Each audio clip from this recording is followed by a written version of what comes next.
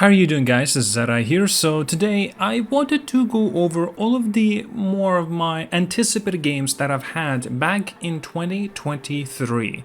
So I am making these sorts of videos annually, and you should expect my most anticipated games of 2024 in few days from now.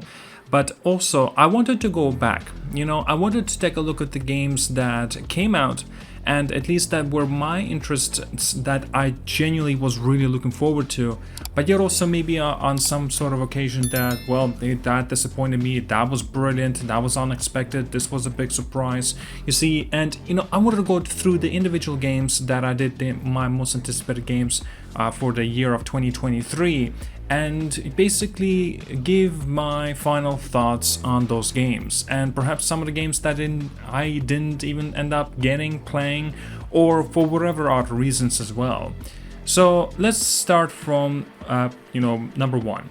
In my list I actually had Lies of P in this section. And you know what? I just couldn't really get into it, unfortunately. I knew that I would perhaps really would enjoy this game, since it is a little bit similar style towards Bloodborne, Souls-like experience. But like I have mentioned already in my previous videos and stuff like that, I got very much burned out from Souls-like types of games, unfortunately, because also it's not like that I played them and finished them, but I actually went for the platinum trophies as well. So that was perhaps the biggest detriment for me, and I should not have done that. But of course, when Lies of P came out, a lot of people were seriously praising this game. And you know what, that's fantastic. By the looks of things, it looks like it's going to be up to the degree of many that were anticipating to be something special. And it ended up being one of the more special games. In fact, what makes it kind of interesting as well, that a lot of people might even consider Lies of P being their Game of the Year game. This genuinely is incredible. And you know what, it's fantastic for sure. But yet I'm not too sure if I want to, pick it up and play it. Perhaps I'll do so in the future. Next up I had Zelda. Well, I was about to say Breath of the Wild, but it's actually Tears of the Kingdom. And yeah, I still did not have played it, because I'm actually considering to wait, if that makes sense a little bit, because I want to take the opportunity to take my Switch and go to a different country, or on a holiday. Occasionally when I have free time I'll play it, and that's when I think it will be the best time for me to experience this adventure. And of course, with the release of the Zelda Tears of the Kingdom, it seriously is one of the best games that came out in 2023. And on top of that, just in general, 2023 has been an absolutely like a roller coaster, seriously. But yeah, that's my thoughts. I will pick it up, but later on. So afterwards I had Stellar Blade for my more anticipated games in the list, and unfortunately the game, well, as you know it did not release. I am looking forward to see what's got in store. It has been unfortunately delayed to 2024, and I think that we should have to wait a little bit longer for this. I do think it will be coming out in early of 2024. God, I hope so, because I really want to play this game. And I know for a fact that this is not a Souls-like experience. Thank you, seriously. And I just want to have a roller coaster adventure ride into this a Korean kind of style, Asian style, anime-esque, with just pure action-packed and just incredible kind of a direction for this sort of a style of the title. And yeah, hopefully it'll turn out to be, well, something special. So afterwards I mentioned was Assassin's Creed Mirage, and back then, man, we only had this one little trailer for this Assassin's Creed Mirage that didn't even do much representation in terms of what we should expect out of it. But now, of course, that I've played it, I platinumed it as well, I genuinely have enjoyed my time with it. And I think that with the direction that Ubisoft is going with their Assassin's Creed titles, of course I'm talking about strictly regarding what I've experienced from Assassin's Creed Mirage, I'm looking forward to it. I'm looking forward to Assassin's Creed Red, I'm looking forward to Assassin's Creed Hexe, I think that's how you pronounce it properly anyway. But yeah, I'm looking forward to it. I genuinely had a fantastic time, and I'm very glad that my more anticipated games that was included of Assassin's Creed Mirage genuinely warrants it, and I'm happy the way I have included it in this list. So, well, this was an interesting game. Kind of like, well, even like now that I'm thinking about it, right? I'm recording this video at the very end of 2023, and I'm just thinking about it.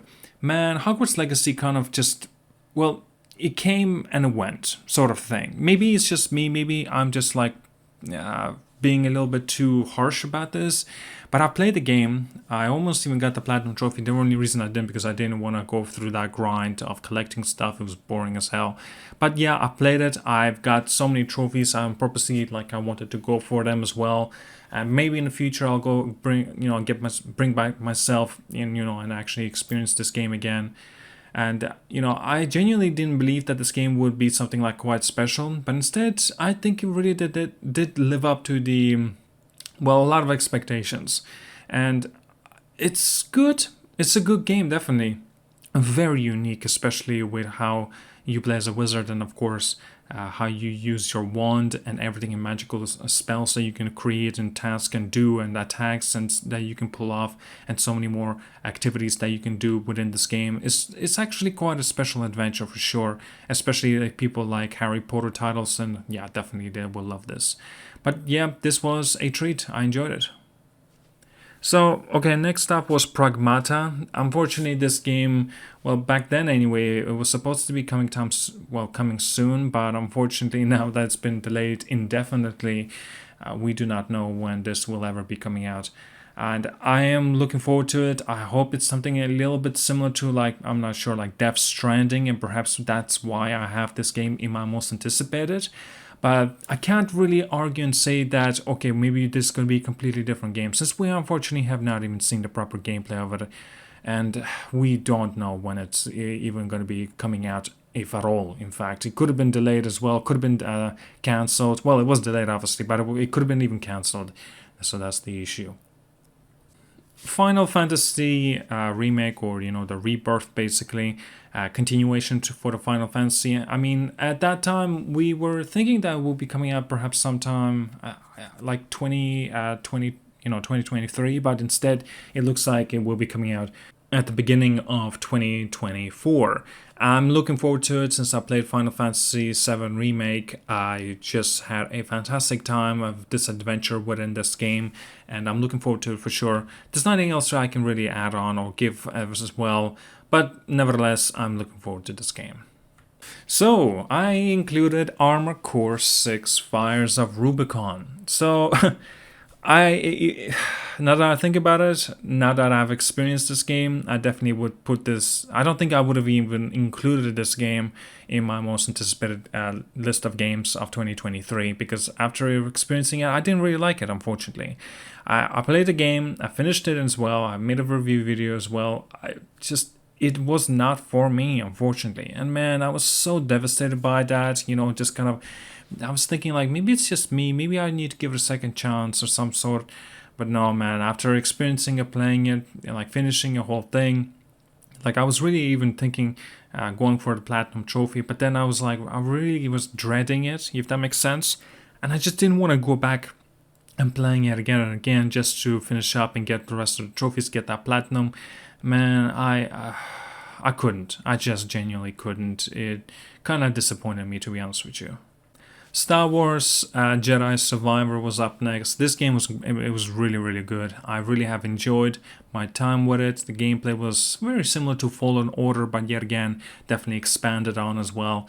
I love the story. I love the gameplay elements of it. It was genuine treat to go through. A little bit of an annoying to get that Platinum Trophy. Well, I still ended up getting it, and I'm looking forward to see what the continuation terms of the story that they'll go with the they're said that they want to do a trilogy of this, but we shall see how they will actually go with this kind of direction with this title. But nevertheless, I had a fantastic time. It was definitely incredible. I'm glad the way I've included it in this list of 2023's my most anticipated games, and hopefully it will be bigger, grander, better, badder with the third release coming. I do not know when. When would that be coming? Presumably, maybe the earliest would be 2026. Oh, just like 2027 even. Just thinking about that kind of. It's kind of a scary thought. Oh man, so disappointed. The Last of Us factions, like I was really and like really looking forward to it. In here, I even included my list, but now that it was confirmed to be cancelled, oh, it's so devastating. It really is. Like I was really looking forward to this experience to see what they got in store, and now that Naughty Dog practically wasted 3 to 4 years of development time with the Last of Us Online mode, and just for nothing practically at this point. It's like makes you wonder, like, why don't you just make a smaller scope multiplayer game and release that? Ah, it's so disappointing, man. Now, like I was really looking forward to it. It made sense why it would be my most anticipated list, but oh man, this is just like it feels awful, man. So, Final Fantasy 16. I played the game. I almost got the platinum trophy. I just need to finish the game all over again, but on the hardest difficulty. And the only reason I'm not gonna do that because I want to wait for the second DLC to release. So I will actually have a full-on adventure of experiencing it all at once. It will be awesome to experience it. But yeah, it looks like when it first was supposed to be coming out, I was really interested, right? I like Final Fantasy games in general, but Final Fantasy 16, it has so many high highs moments, but unfortunately it has so many low lows as well. My goodness. Especially I'm talking about bombastic, incredible action, so much going on within the screen. It's just ridiculous in the best possible way. But then the low lows, it really gets really low. I mean, really bad. And it's such a kind of a, what's the word? A kind of a little bit of a missed opportunity as well. But nevertheless, I am glad the way I've played the game as well. It really is a special game in my opinion. I'm glad the way I've included it in this list of my most anticipated. Afterwards, I have added Spider-Man, well, Marvel Spider-Man 2. I'm glad the way I did because this game was incredible. I loved it, every moment of it. Just like we did not know what was supposed to be coming with this game other than Venom, Kraven and stuff, but then when the game released it just like blew our minds more or less, and it was an incredible experience. I'm glad the way I've played it, I've experienced it for myself, and the continuation of Peter Parker and Miles Morales, it really did justice, and it really was a treat. I loved this game, it was great. So afterwards, I've actually included more of my anticipated DLCs. I have included Cyberpunk, The Phantom Liberty, the expansion. I've actually purchased it, but I did not yet even play it because I want to wait a little bit. It's my own circumstances in my life anyway. I will be playing it perhaps in February or March. Nah, it will be February most likely, and that's when I'll properly able to give you my thoughts. And also that includes the Guerrilla's game Horizon Burning Shores. So I have played this game, this DLC. I made plenty of videos of it as well.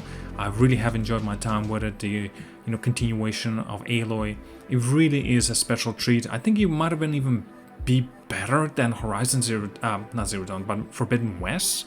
That's kind of just thinking about that. The Burning Shores was such an incredible experience for me. Afterwards, I went into the honorable mentions. Few of the games never actually made the appearance, unfortunately. A few of the games I'm genuinely at least not so much of interested. For example, like Banisher's Ghost of the New Eden, that will be coming out soon.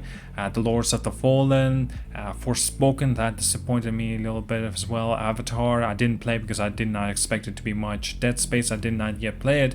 Suicide Squad, that's still not coming out until, Starfield, that was a disappointment as expected. Resident Evil 4 was a brilliant game, 10 out of 10. Dead Island 2 really actually surprised me. Atomic Heart was actually a little bit of a disappointment for a lot of people. See, there's plenty of games that I did not mention that released in 2023. Some of them didn't, unfortunately, release in 2023, but now will be coming out in 2024. And so, guys, basically, I'll have a video of my most anticipated games of 2024 coming out in few short days. So it will be on the 1st of January. Wow, 2024. Incredible. Thank you so much for watching, guys. Like and subscribe. See you guys all, and have a wonderful day.